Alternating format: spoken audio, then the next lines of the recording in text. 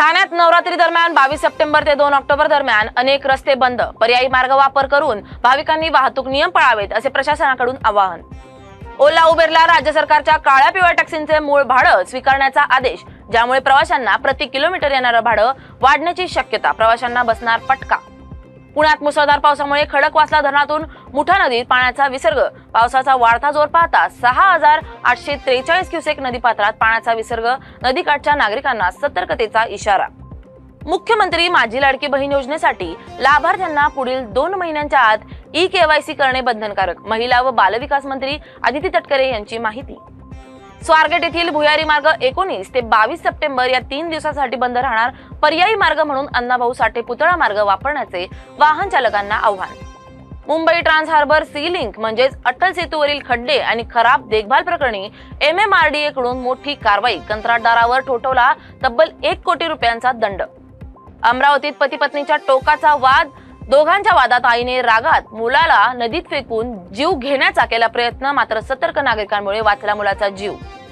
सर्वोच्च न्यायालयाच्या निर्णयानंतर राज्य सरकारचा निर्णय, दिवाळीनंतर 3 टप्प्यात होणार स्थानिक संस्थांच्या निवडणुका, नोव्हेंबर, डिसेंबर आणि जानेवारी महिन्यात होणार।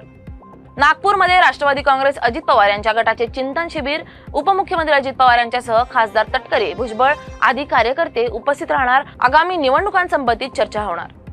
एसटी मधून आरक्षण मिळावं म्हणून बंजारा समाज आक्रमक, राज्यभर बंजारा समाजाचे भव्य मोर्चा आणि धरणे आंदोलनाचे आयोजन, हैदराबाद गॅझेटचा अवलंब करायची मागणी।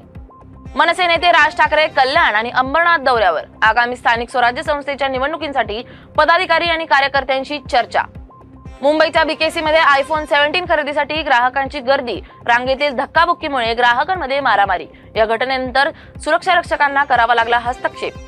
हायकोर्टाने मुंबई महानगरपालिकेला फटकारलं, खड्ड्यांमुळे झालेल्या अपघातात निष्पाप जीवांचा मृत्यू, आतापर्यंत किती कंत्राटदारांवर कारवाई केली याचा सवाल, आठवडाभरात खड्डे बुजवायचे आदेश।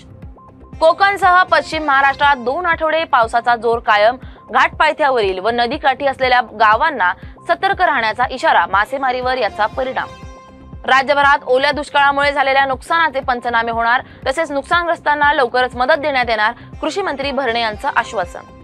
अमेरिकेत तेलंगणातील 32 वर्षीय सॉफ्टवेअर इंजिनियर मित्रावर चाकू हल्ला करण्याच्या आरोपानंतर पोलिसांच्या गोळीबारात ठार, कुटुंबाला मृतदेह भारतात आणण्याची मागणी। लातूरमध्ये माहिती अधिकारी कार्यकर्त्याची गाडी चालवत असताना भर रस्त्यात चाकूने वार करून हत्या, त्याच्यासोबत असलेली महिला गंभीर जखमी, पोलीस तपास सुरू।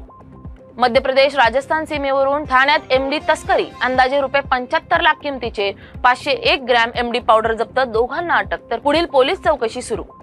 बीड जिल्ह्यातील 50 वर्षीय शेतकरी गोरख देवदरकर यांनी मराठा आरक्षण GR-मुळे OBC आरक्षण धोक्यात असल्याची भीती व्यक्त करत आत्महत्या केली आहे।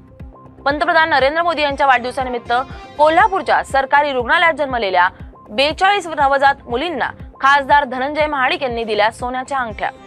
राज्यात जिल्हा परिषद निवडणुकांसाठी सरकारने ठरवलेल्या नवीन आरक्षणाला न्यायालयाकडून संमती, आरक्षण विरुद्धची याचिका फेटाळून जिल्हा परिषद निवडणुकीचा मार्ग केला मोकळा। एअर इंडिया एक्सप्रेसच्या वायझॅग ते हैदराबादच्या फ्लाईटची इमर्जन्सी लँडिंग केली, 103 प्रवासी सुरक्षित, पक्षी धडकल्याने इंजिनमध्ये बिघाड अशी प्राथमिक माहिती।